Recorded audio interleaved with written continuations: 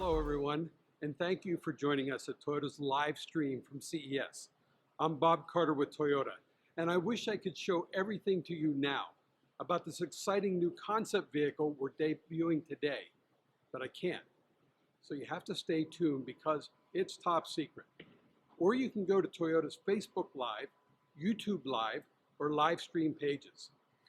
At Toyota, we know artificial intelligence is our future, but we also know people come first. So as technology advances, we are focusing on that relationship and interaction between the car and the driver. How do you turn a functional relationship with your car into something that's, well, both fun and emotional? Our hope is to create a warm and friendly experience with artificial intelligence that learns and grows with you, the driver. What do you picture your car will look like or feel like in the future? Well, Dr. Gil Pratt, the CEO of Toyota Research Institute, and I are excited to show you our vision of the future. Are you ready?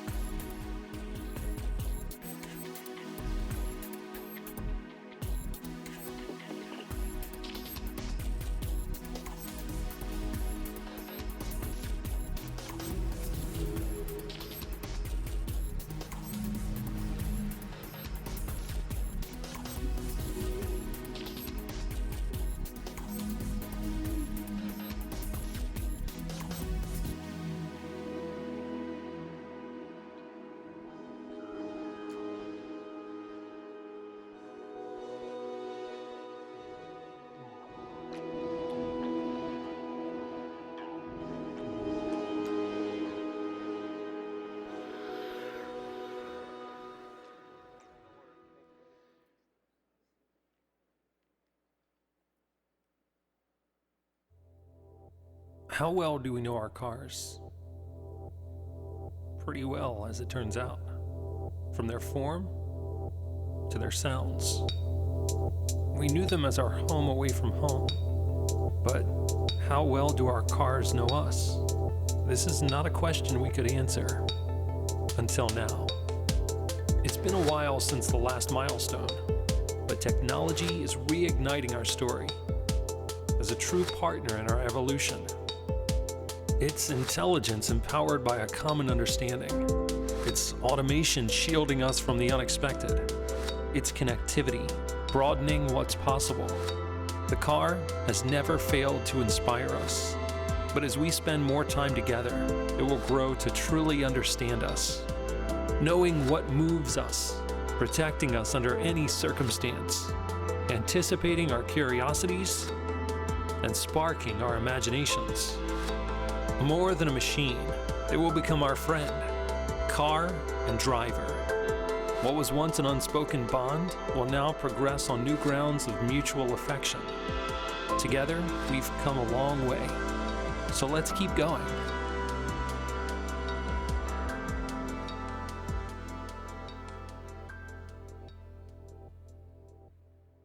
Ladies and gentlemen, please welcome Senior Vice President, Automotive Operations, Toyota Motor Sales, Bob Carter. Good afternoon, everyone. I'm so happy to welcome you here to the 2017 Consumer Electronics Show. But before I begin and tell you about what we brought to this year's show, I'd like to acknowledge and welcome a very important executive for all of us, our Senior Managing Officer, all the way from Toyota Motor Corporation in Japan, Mr. Tomiyama. Tomiyama-san, great to see you. Now, Now, I wouldn't be doing my job if I didn't take just a few minutes of your time to talk about the industry sales results that just closed last evening. The industry ended with the best ever December in the history of the U.S. automobile industry, with an annualized rate of 17.5 million sales, exceeding 2015, and provided the 7th consecutive year of growth in the U.S.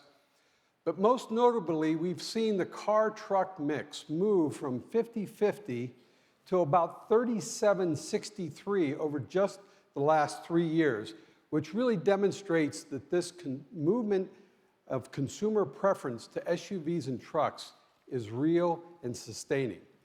Toyota Motor sales sold 2.45 million vehicles in 2016 in the US.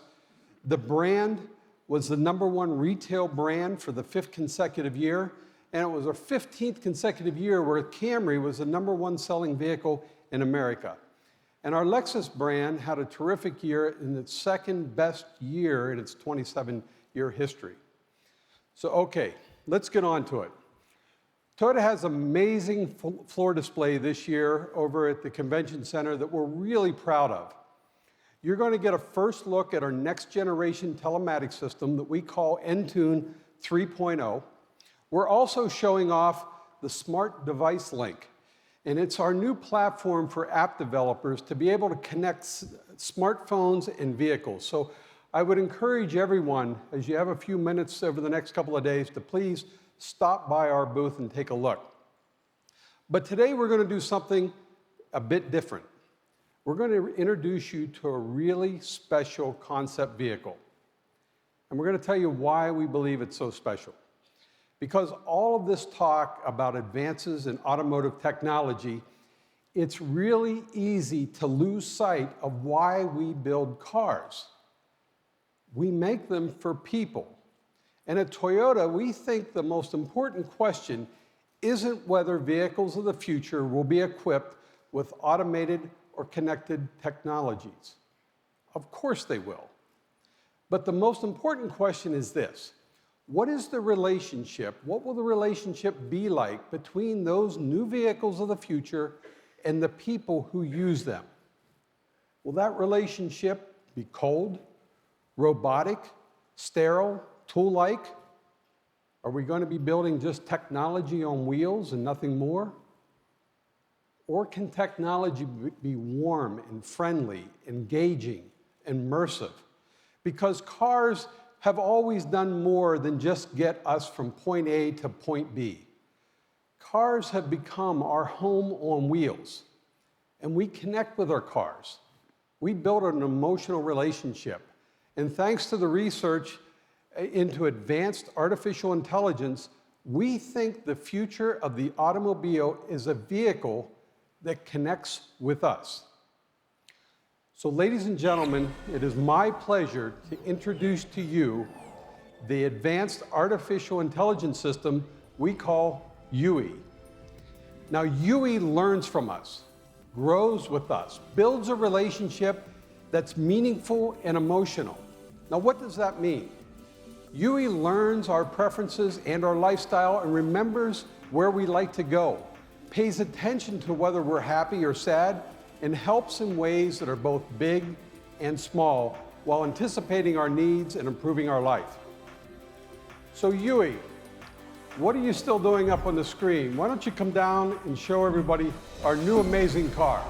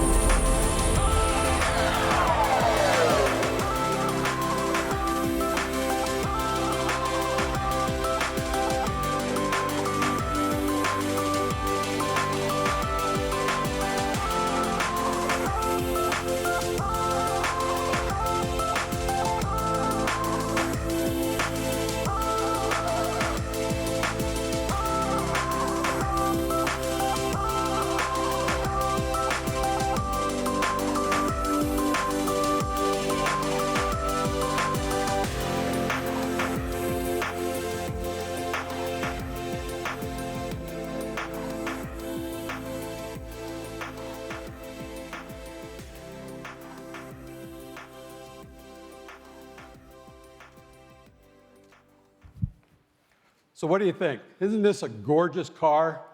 Say hello to the Toyota Concept I.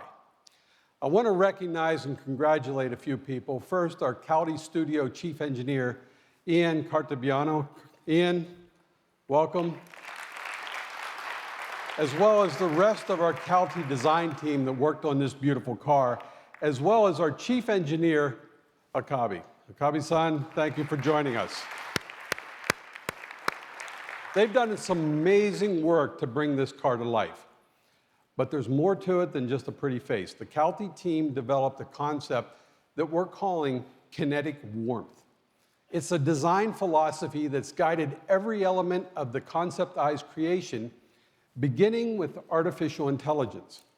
Now, it follows our belief that the vehicle of the future should not start with just technology. It should start with the experience of the people who use it.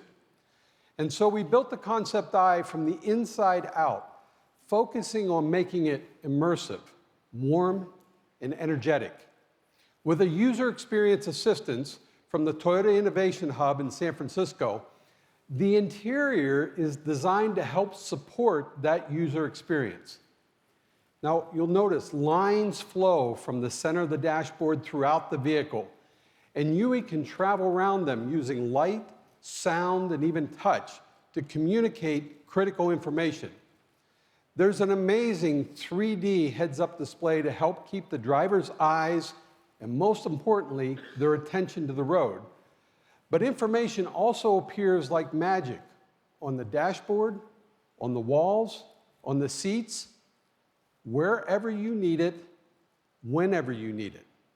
Even the exterior of the vehicle is about building a relationship between the car and the world around it, communicating with others on the road while expressing motion and excitement and even a little bit of magic. But this is not just a design story. Now, for years, we at Toyota said that we need to look beyond simple driver-vehicle interface and focus on the driver-vehicle relationship. Now, thanks to Yui, the Concept I is built to enhance that relationship. This is a vehicle that grows with you. The more you drive, the smarter Yui gets.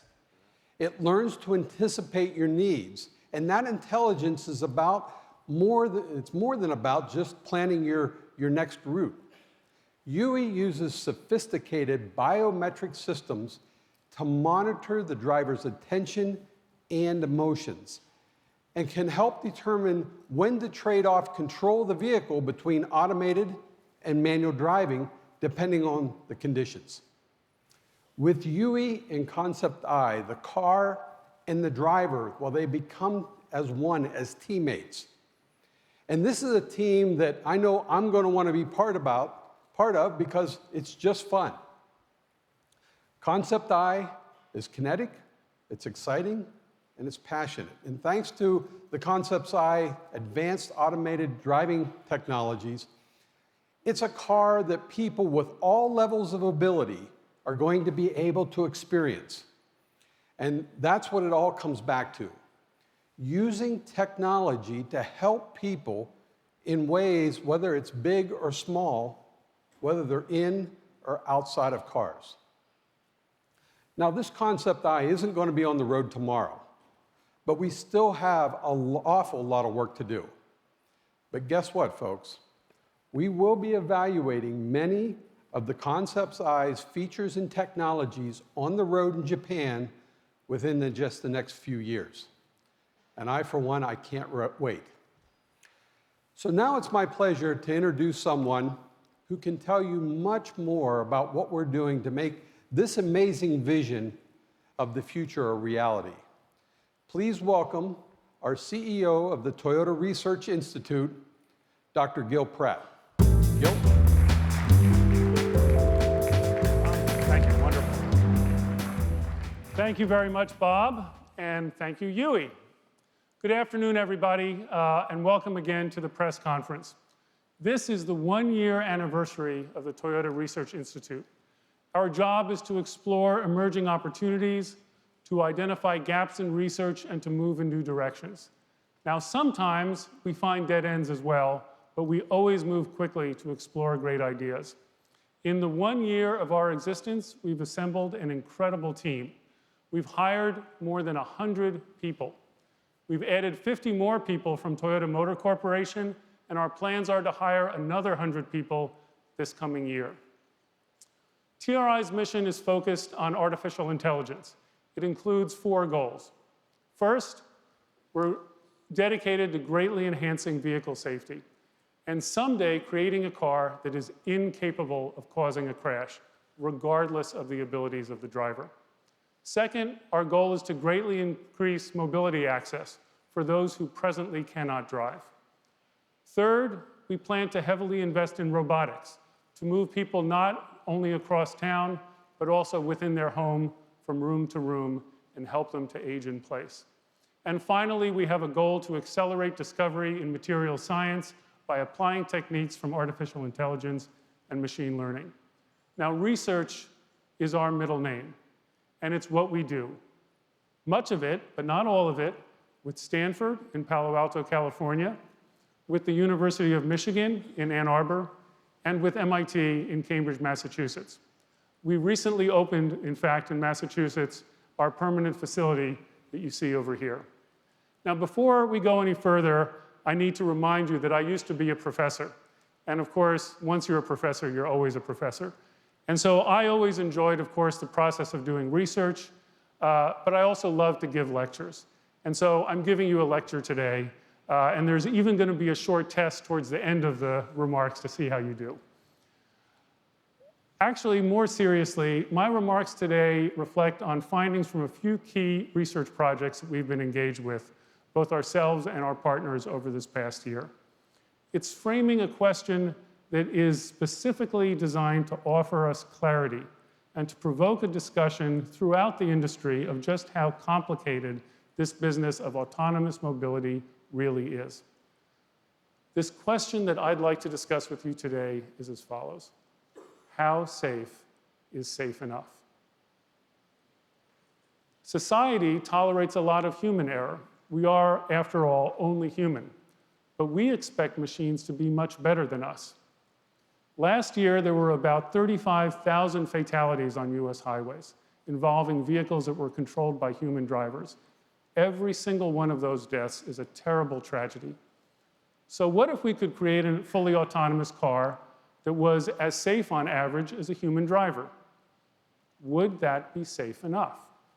In other words, would we accept 35,000 traffic fatalities in the US at the hands of a machine instead of a person? Would we accept it if it resulted in greater convenience, in less traffic, and less impact on the environment, but the number of fatalities was the same? Now, rationally, perhaps you'd think the answer should be yes. But emotionally, would we accept it from a machine?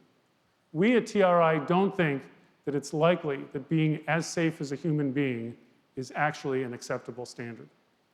So let me progress. What if the machine was twice as safe as a human-driven car? If 17,500 lives were lost in the US every year at the hands of a machine, would we accept this kind of autonomy? Emotionally, we don't think so. Historically, human beings have shown nearly zero tolerance for injury or death caused by flaws inside of a machine. And yet we know, as wonderful as artificial intelligence is, artificial intelligence systems are inevitably flawed. And the ones that our autonomous cars will depend on are presently and unavoidably imperfect. So again, I ask the question, how safe is safe enough? I know that in the very near future, this question will need to be answered. And we don't yet know for sure what that answer is.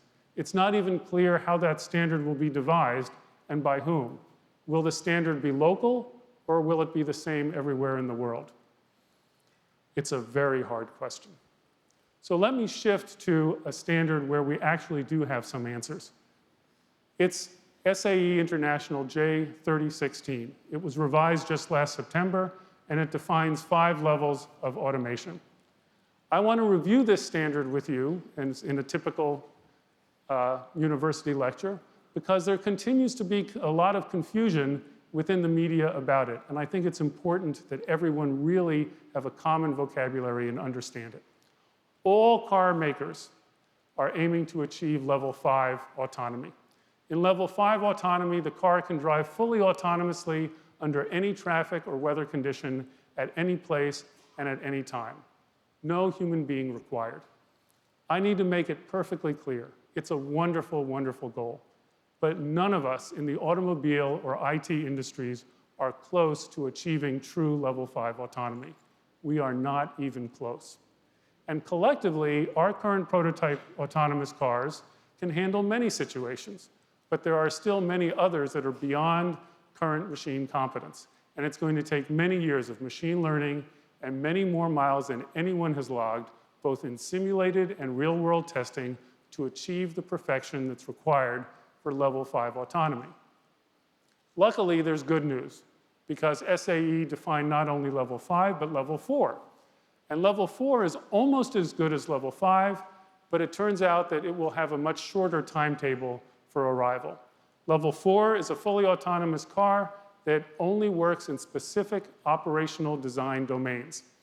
An example of such a domain is M-City, which is a test facility that exists near the University of Michigan and that we and other car manufacturers use as a test site.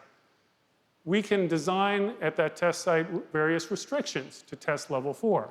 It could include limited areas of operation, limited speeds, limited times of the day, limited weather, any one of those things.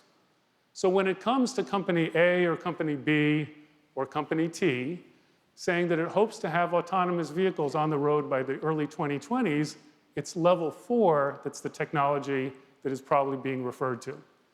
TRI believes it's very likely that a number of manufacturers will have level 4 autonomous systems operating in specific locations within a decade. And level 4 autonomy will be especially attractive and adaptable for companies that offer mobility as a service, because ride sharing and car sharing and inner city last mile models match up and may well offer the best application for bringing level 4 to the market sooner.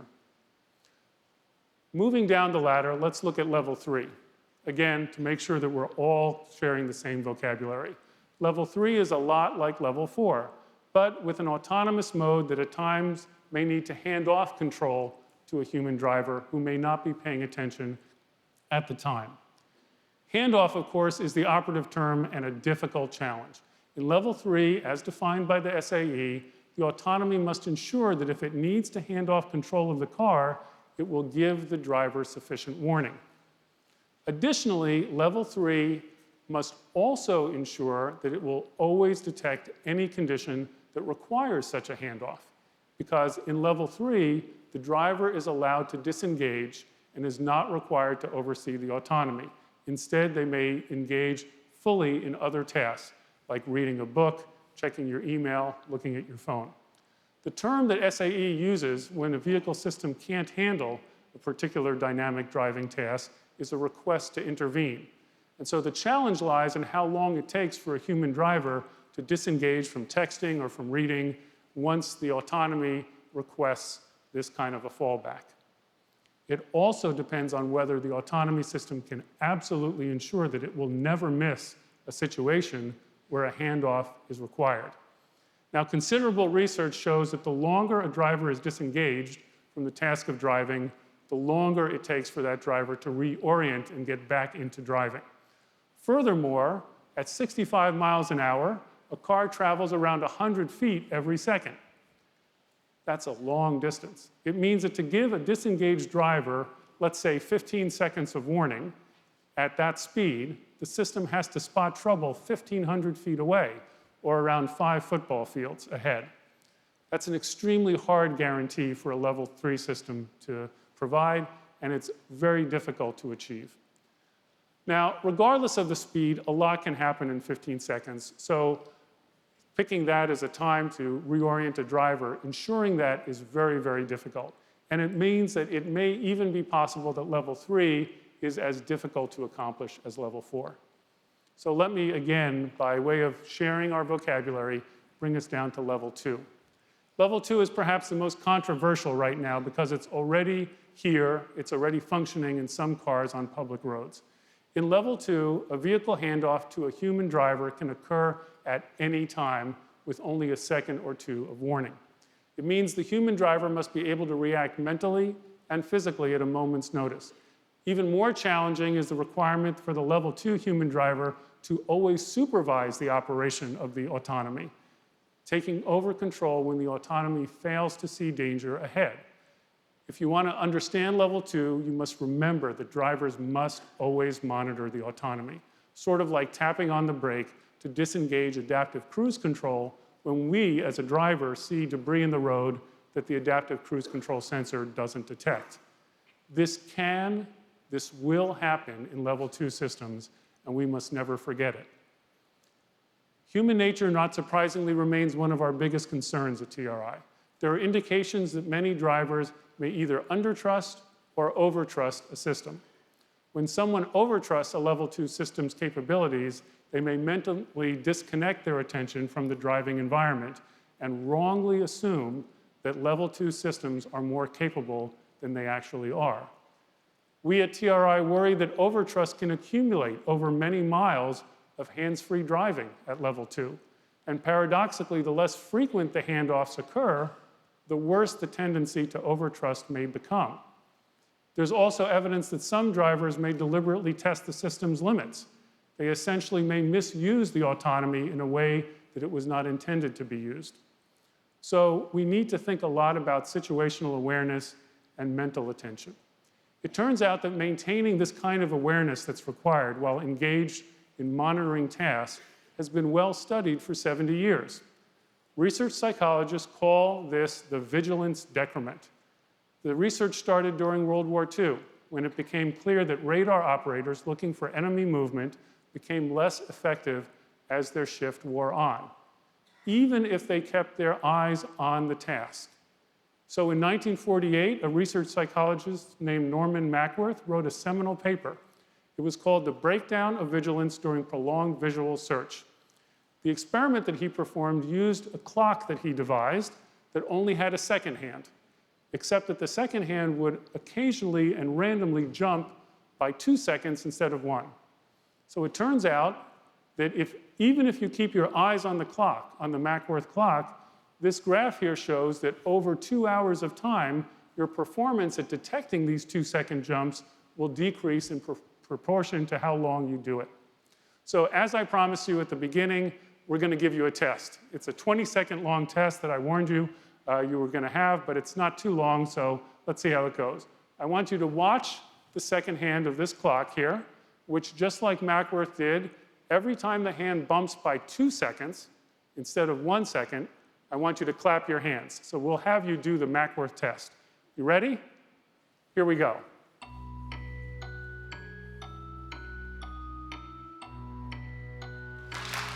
Wow, that was pretty good.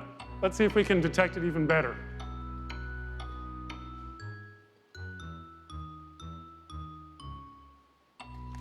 All right, excellent. You guys did great. You all get A's. But let me ask you a question where I think you might not get an A. How do you think you'd do if you had to do that task for 2 hours? Not so good. And going back to cars, how about being given the task to remain vigilant, supervising the autonomy, ready for a possible handoff at a moment's notice for level 2 autonomy over 2 hours? Pretty tough. So does this kind of evidence, which has been going on since the 1940s as a research study program, mean that level 2 autonomy is a bad idea? There are some companies that have already decided that the challenges may be too difficult, and they've decided to skip levels 2 and 3. We're not sure. It turns out that we're finding some evidence that certain activities, and this does not include texting, so please don't misunderstand, seem to reduce the vigilance decrement over time. We're actually finding that some mild secondary tasks may actually help to maintain situational awareness despite time going on. For example, think about long-haul truck drivers.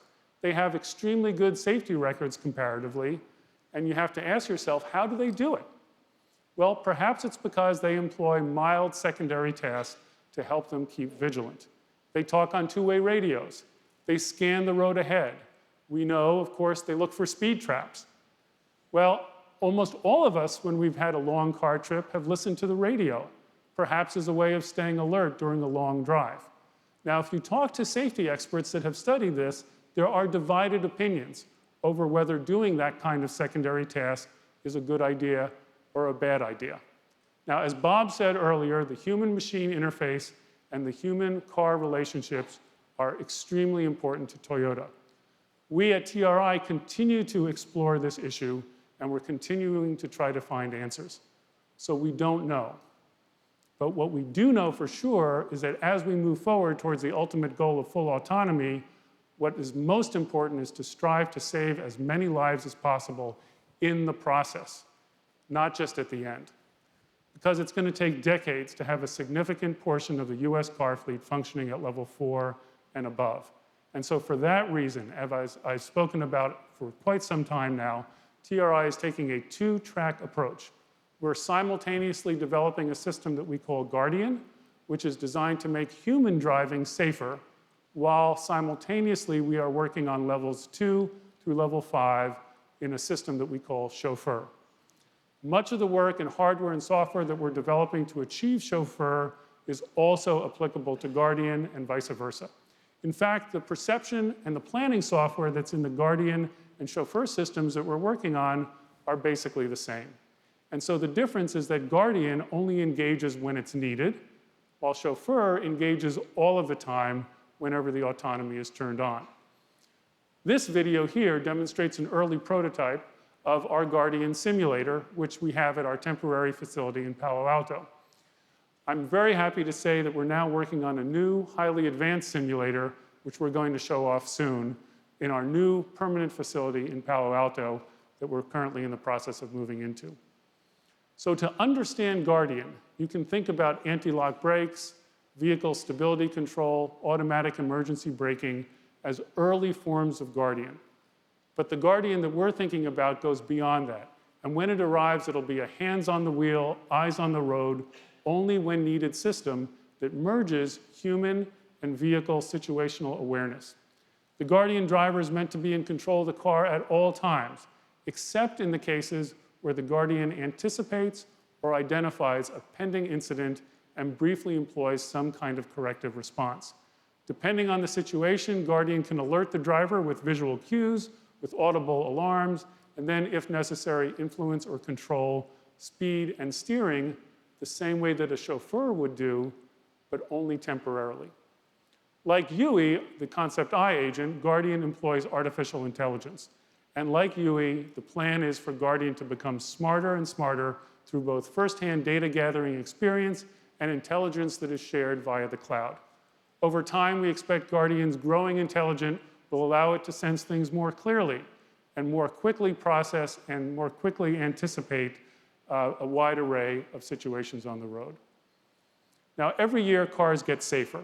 One reason is because every year, automakers equip vehicles with higher and higher levels of both active and passive safety.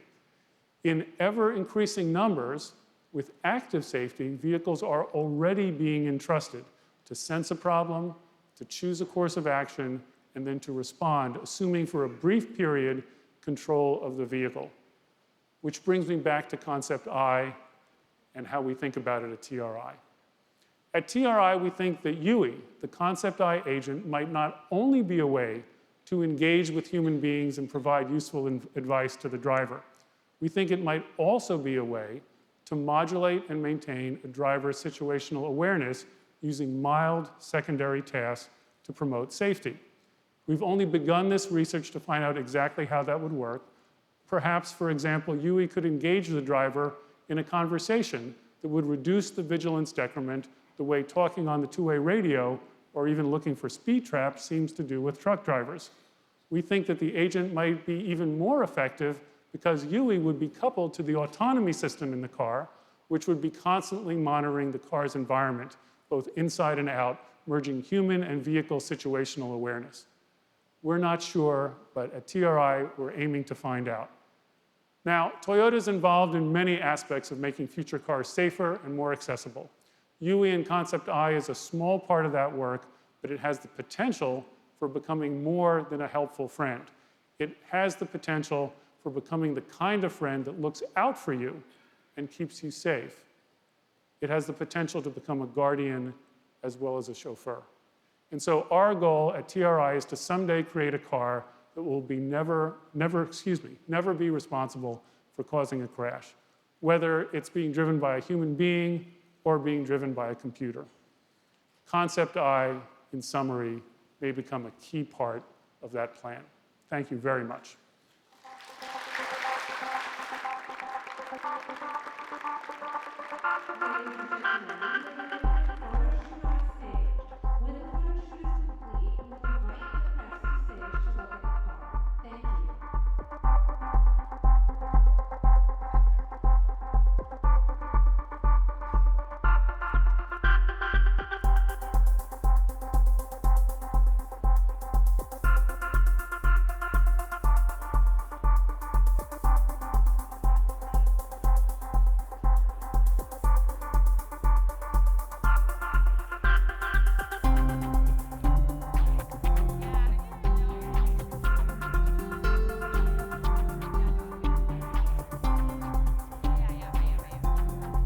Hi, I'm Alexis Ohanian, co-founder of Reddit, and we just heard from Toyota's Bob Carter about a very special announcement. It's actually so special they wouldn't tell me ahead of time when I was recording this, so I have no idea what it was about, other than I'm sure all of you on Reddit are discussing it right now. And we've got a full line of AMAs coming up today. Pretty excited because it's rare to be able to work with such a forward-thinking partner like Toyota, a company that really gets it, that knows how to come correct and basically share with you all and the vast communities on Reddit some of the most interesting discussions and conversations that are happening in the world of technology right now. And I'm excited to see where this all goes. So tune in for the rest of the day today, and I'll be right there with you.